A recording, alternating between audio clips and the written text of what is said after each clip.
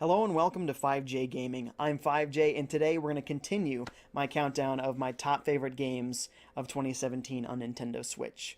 The last video was of AAA titles, games made by the big publishing companies like Nintendo themselves, or Sega made an appearance there as well, and Ubisoft. I think those are the only non-Nintendo companies to hit that list. This list are indie titles. Indie titles that were new to Switch or came out the same year, not previous years. So we're not going to see Stardew Valley on this particular list because it doesn't belong in the new releases for the indie games.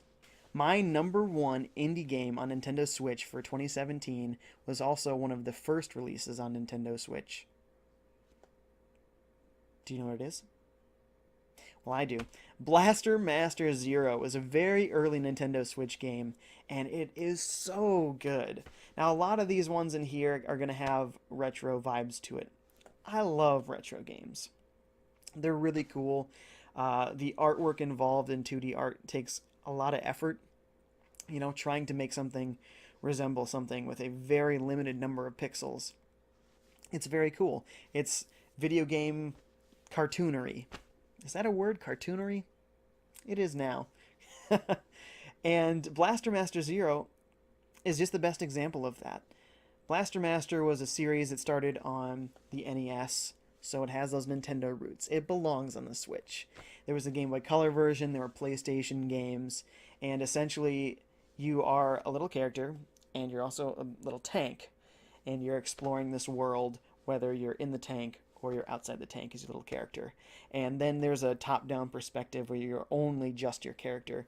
And it varies the types of combat. There's platforming when it's the side view, and it's just shooting, a shoot 'em up basically when it's a top-down view. It's such a nice mixture of gameplay that was pioneered on the NES, and it still works really well today. The graphics are so beautiful. They have taken the best of what was an NES game and just dialed it up. It looks so great. The colors are so vibrant. The designs are so cool. I love when you are actually in that top-down perspective. Seeing your suit is awesome. And the different kinds of shots that you get upgraded to. Man, it's so cool. It's a really cool game. The soundtrack is amazing, and it's made by folks that have a lot of experience with these retro-styled games. Inti Creates was the company that made the Mega Man Zero games, which were some of my favorite games. So they have the credibility there to be able to make these games, and it shines through in all respects with Blaster Master Zero. And they've continued to support the game with new DLC characters, and they vary the gameplay a little bit with different special properties about each character. Maybe they move in a different way or shoot in a different way. It's very cool. My number two indie title on Nintendo Switch for 2017 is Shovel Knight Spectre of Torment. Now, there was also the Treasure Trove, but that's just a collection of all of the Shovel Knight stuff. Specifically, what came out in 2017 was Spectre of Torment. And this one is by far the most different of the DLC pieces that have come to Shovel Knight so far. Shovel Knight's a great game. I love Shovel Knight. But Spectre of Torment might just surpass the original Shovel Knight for me. I love the weird way that you have to move around the environment. It really makes you do things like you've never done before in a 2D retro-style game.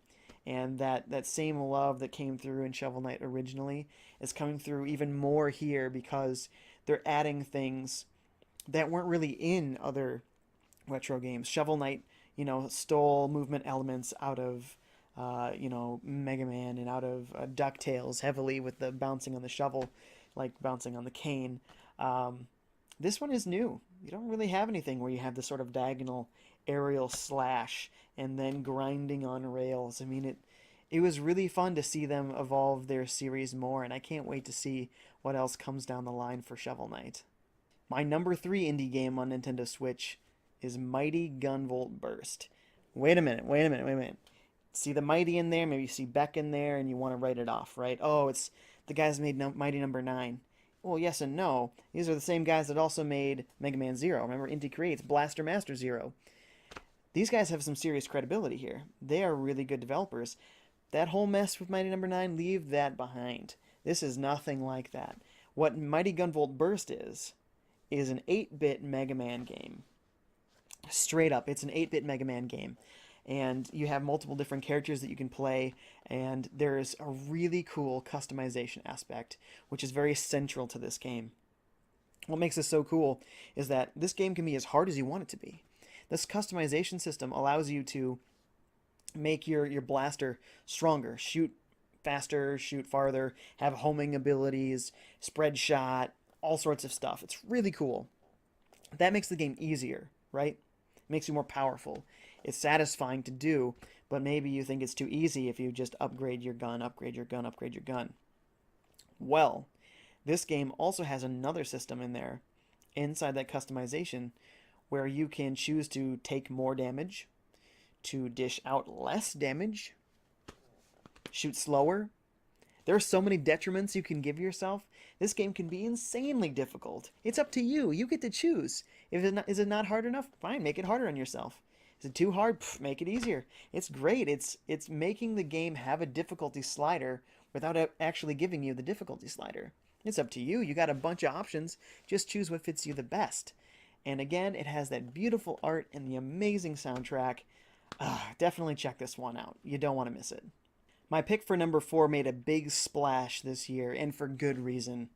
That game is Steamworld Dig 2. Basically, this is a Metroidvania-style game. You're exploring around, you find upgrades that allow you to get to places you couldn't get to before. That's really high level. It's also you digging and finding treasure and having this really satisfying gear loop and grind that's happening, where you'll say, okay, I just want to go down a little farther. And the next thing you know, you've got a bunch of treasure, and you want to go sell it right now because there's all these sweet upgrades that you saw in the store, and you want to get them on your character. And then you say, okay, all right, well, I'll go down one more time. And suddenly, hours have gone by. It's amazing how this game can do that to you. It has that addictive gear loop, and then the abilities that you get are so satisfying. They're so satisfying. And some of the challenges are really cool. The one that everybody talks about and deserves to be talked about is the dungeon where you can't touch the ceiling or the floor. Ever.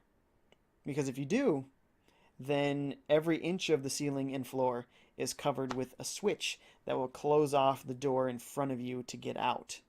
So if you ever touch the floor, you have to go all the way back to the entrance, you have to leave, and you have to come back in and go through without ever touching the ceiling or floor. It's really cool.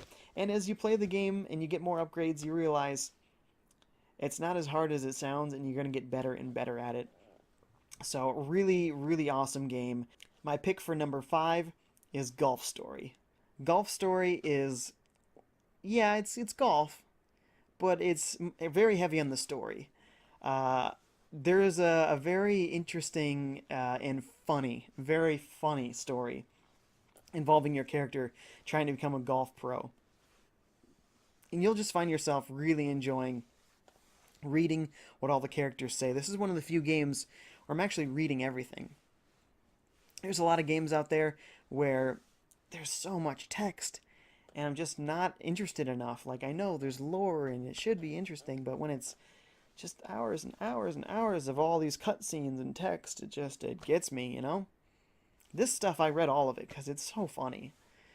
Really well written. The golf action is kind of goofy. You can drop the golf ball anywhere you want and just start hitting around. They threw in a couple of different types of golf in there just to make it fun, sort of mini games on the side.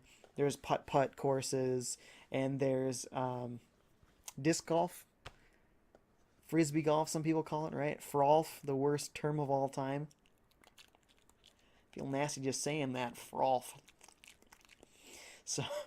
But it's in there, so anytime you want, you can always play some disc golf too, which is cool. So that wacky sense of humor and the really fun story, you're gonna like this game. Oh man, I almost forgot one of my favorite things in another golf mini game is that you can find these golf like NES style games, and they call it GALF, GALF, and it's in this random room. This guy just sits in his room all day and plays GALF, NES games of old-fashioned golf video games. inside of your retro-styled golf game is an even more retro-styled golf game.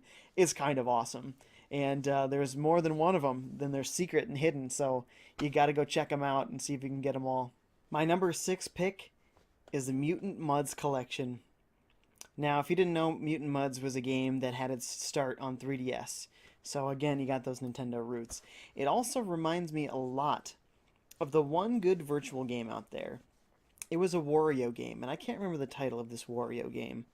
But I believe the developer said that he actually was working on a port of this Wario game, making it fully colorized and trying to get it on 3DS. It didn't work out, but I can feel a lot of the DNA of that Wario game inside Mutant Mudds because you have this depth of field here where you're playing on this plane or this plane or this plane in the game.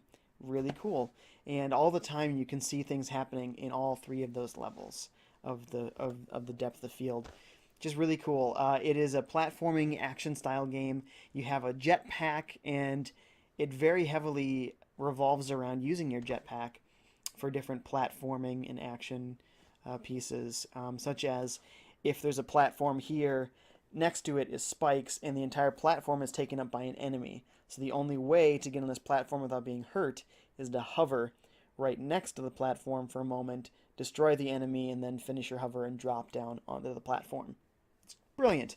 It's really cool. You should definitely check it out. There are 3 games inside of that collection. Mutant Mudds Deluxe, Mutant Mudds Super Challenge. By the way, take that very seriously. This game is really challenging. Like, there's a death toll number that counts up every time you die. Not per level, the whole game. And you will die hundreds of times. But it's always your fault. Game's never cheap. You just weren't good enough. Trust me, give it a shot. And the last game in the collection is called Mud Blocks, and it's a puzzle game. It's actually really well done and has its nice own personality there. I think you'll like it if you're a puzzle fan. So far, every game in this list is retro-styled, and this one is too. Number 7 for me is Wonder Boy the Dragon's Trap. This is an 80s sort of action RPG that was on the Sega Master System. So a strange system, but it's a really cool game. And there's such a respect for where the game came from. And the approach for making it new again was so well handled. So the game is completely playable in its original form. The old graphics, the old music and sound effects, all of it. It's really cool. But so is all the new stuff. The new graphics are amazing. Wow, I don't know if they're hand-drawn or not, but they sure look like they are. They are just some of the most beautiful 2D graphics I've ever seen that's not pixel art. And it's not. The original was pixel art. Now this is just, it's just straight art. It's so good, you know. It's like a moving, almost like a storybook. It has this really cool, whimsical style about it. I really love the look of the characters and everything. Gorgeous game, and the soundtrack to boot. Oh, the way they redid the soundtrack is so wonderful. But, you know, maybe you want the nostalgia more than you want the new looks, or maybe you want a mixture of both. They got you covered. You can actually turn on the new graphics and leave on the old music and sound effects, or the other way around. Maybe you want the old graphics and the new music and sound effects. You can do that. So it's a really fun game. It is a little light on the sort of RPG elements and more on the action elements, but it's still really well done, and I hope that they do more games like that where they take something old, they give this beautiful treatment because it breathes brand new life into this old game that otherwise people probably would never play again. Sticking with a retro theme but having its own style is my number 9 pick, 8 pick, I think it's 8 pick, Slime Sand. Slime Sand is this platformer that I think probably shares the most DNA with Super Meat Boy. It's fast, and it's very precise, and it's challenging. At first, it's not very challenging, but it builds up, and it gets to be pretty challenging. What's unique about the game is there's like this two-color type approach to the graphics, and it's simultaneously like retro and like its own new art style. It's got a really cool effect to it, and you can buy its in-game currency. It's not real money. you can get these new filters that give it a different type of look. And it's really cool. There's a lot of references to other video game characters in there. There's little mini games in there, and the platforming itself is really satisfying. Not only do you have your standard run and jump type stuff, but it has two different abilities. There's also the dash ability, where you can just take a quick speed burst, which you can also use in air. Changes things up a little bit. There's also a slow motion ability, so it slows down the game, but it has a twist to it. While you're in slow motion, you can pass through certain colored objects, and when you're not in slow motion, you can maybe pass through a different colored object, or there might be platforms that is there while you're in fast motion, and when you go to slow motion, it's gone, and this other one over here appears instead. And it kind of plays with that concept of you need to switch in and out of this slow motion to be able to get through the level, or you won't be able to get to the platforms you need to get to, or pass through the colored objects that you need to pass through, or bounce on something. Or it's really well done. And like I said, those little references to other games are really cool. And there's these little secret hidden areas which are always fun to stumble on, and that's where some of these references are. So I really commend its style. I think it's a really solid platformer. I think it's a really fun little choice, and I think it really deserves to be discovered by more folks out there. My actual number 9 choice is Tiny Metal. Now this game is basically Advance Wars. Let's, not mess around about that. It's basically Advance Wars. Now, unfortunately, I really don't like the 3D graphics of the game, so that's basically all of the combat. It has these animated interactions, but they're very talky. So I skip through those, even though those pieces are beautiful. And the 3D look isn't great. So why is it on your list, FiveJay? The gameplay is so good. It is really straight up Advance Wars with a few twists. One of the things that it has that Advance Wars doesn't have is a focus fire feature. So say there's one enemy here, and he's stronger than all of the units that you have nearby. Well, if you have multiple units attack at once, then you can take out a stronger enemy than you normally would be able to. You can have your character lock on, and then you can have another one of your characters lock on. You could have a third character lock on, and then the fourth character does the actual focus fire. And what happens is the other 3 folks that were all locking on shoot. The enemy doesn't retaliate. Your character, then, the last one that did the focus fire, he also shoots. And then the enemy gets their turn to shoot back. So if you've done the lock on and focus fire correctly, you've probably wiped that enemy out before they've ever had a chance to retaliate. And it didn't matter that they were stronger than any of your individual units, because you were able to team up on them. So that's really cool. I like that feature a lot.